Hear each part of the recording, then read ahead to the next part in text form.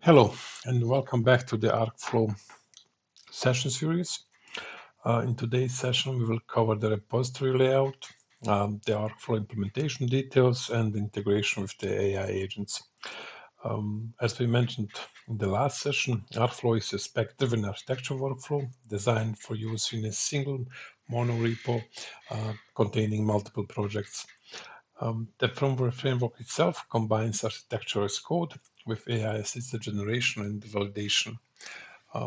What that basically means is that we have a single repository where we, using the ArchFlow, generate architecture and design for multiple projects, multiple solutions, and such.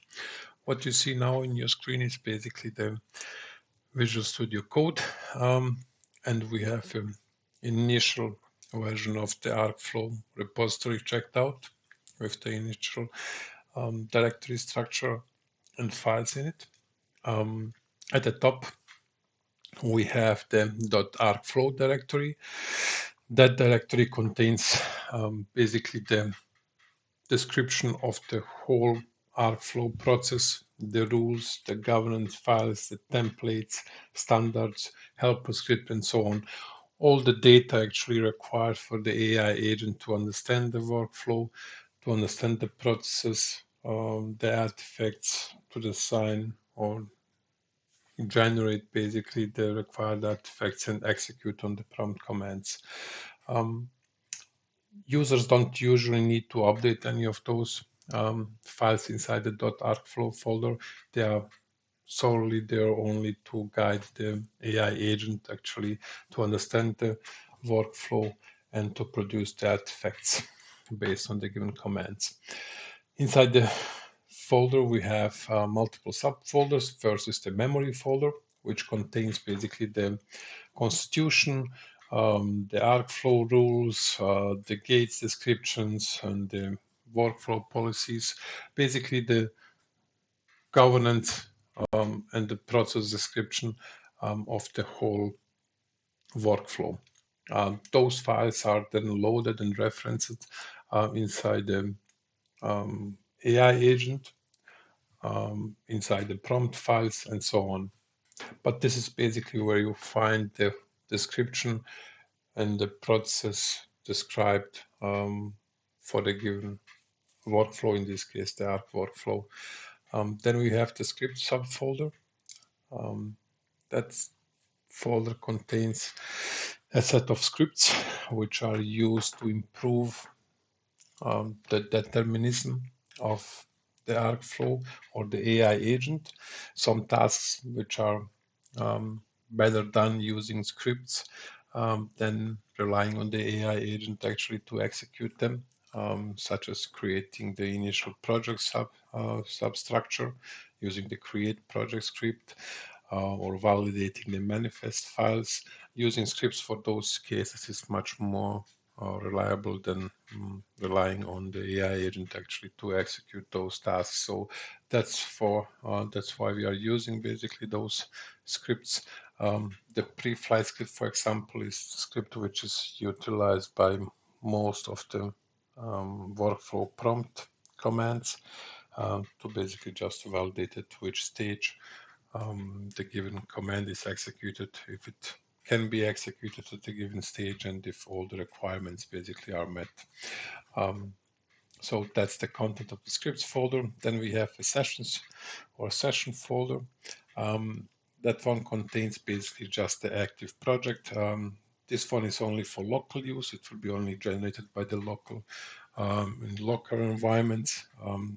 That folder is basically not part of the repository itself, but whenever you are working on a given project, that's where we store, or the workflow stores basically the information about the active project. Then we have the standards folder. That one contains all the details about the diagrams, the types of the diagrams that we use, contains some examples of those diagram types, and so on. And we have also the naming conventions that we use across the workflow, and there is also a file describing basically the traceability process, how we trace and identify any given component inside the workflow. And at the end, we have the template subfolder, which on its own then contains additional subfolders, which are the artifacts subfolder, which basically contains all the templates for any given phase of the workflow. So, for example, for the data integration phase, we have the template for the API inventory. Then for the foundation phase, we also have a rather large set of template for the documents that we created that phase, and so on.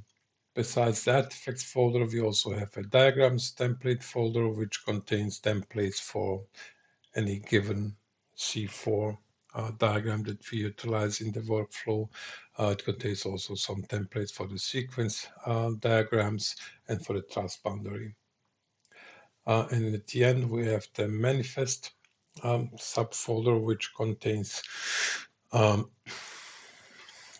it contains files which we are using to track basically the process of the design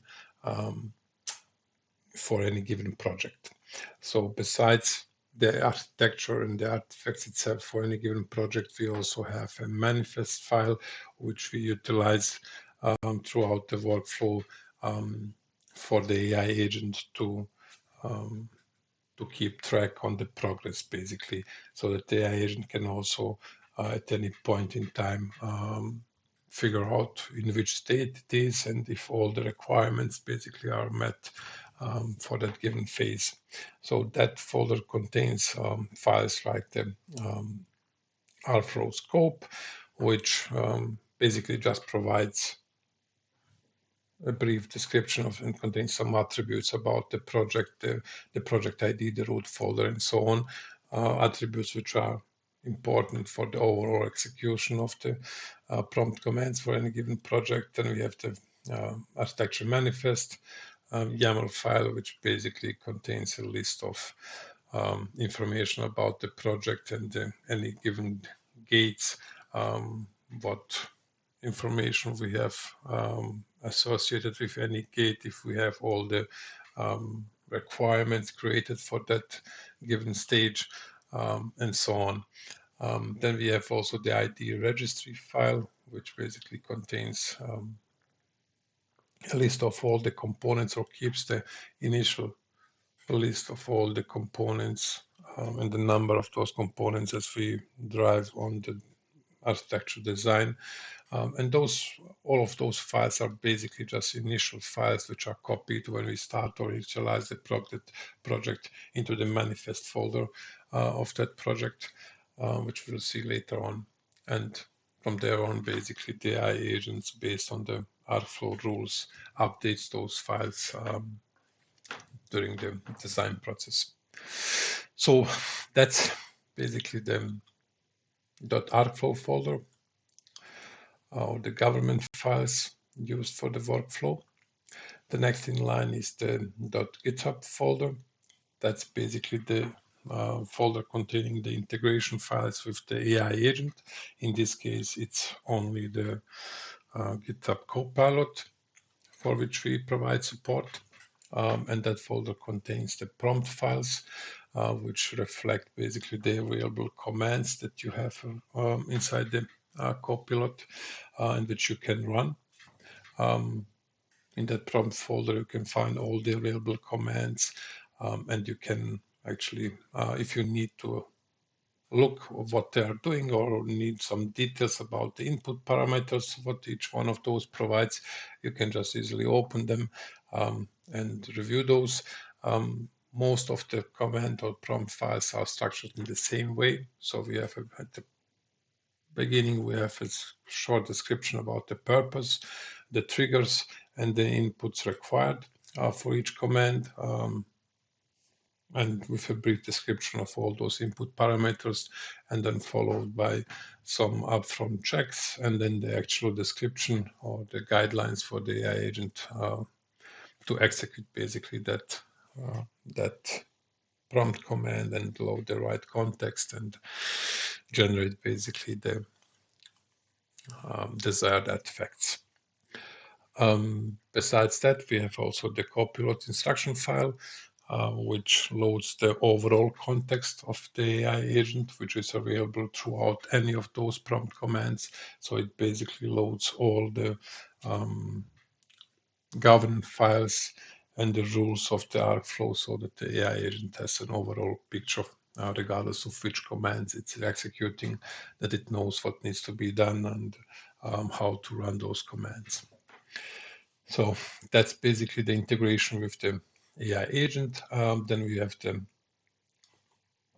architectures directory, which initially is empty, but once you start adding projects or working on projects, you will see that directory populated by subfolders, which each of them contains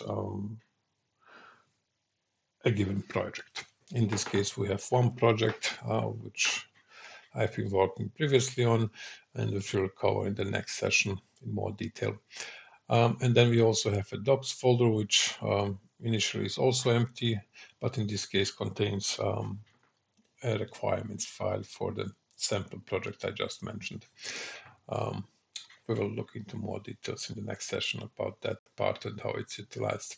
And in the end, we have the README file, which contains a brief description or should serve as a reference for users about the ArchFlow. It provides a general guideline on how to use the prompt commands, how to initialize projects, how to go through any of those specific phases. It provides some guidance or explanation about the folder structure as well, not only for the ArchFlow, but also for the architecture projects as well. It goes into all of those phases that we have and which commands to run for any given phase. It also mentions something about the quality gates, how they are utilized or run, validated during the design process. And then we have some details about the session-separated architecture decision records, how do we generate them, how we review them, and then generate the artifacts depending on the design phase using the generate commands. And at the end, we have some details about the ID registry, which basically describes how we keep track of all the components during the design process, and the traceability and how we trace basically or interlink those components between each other. And at the end, we have a command reference listing all the available commands with a short description matching the given phase. In the end, we also mention some of the diagrams in that document, what diagram types we could produce, and provide a short description for the same. So that's basically a brief overview of the repository layout, what it contains and what the files are used for, how it integrates with the AI agent. And in the next session, we will then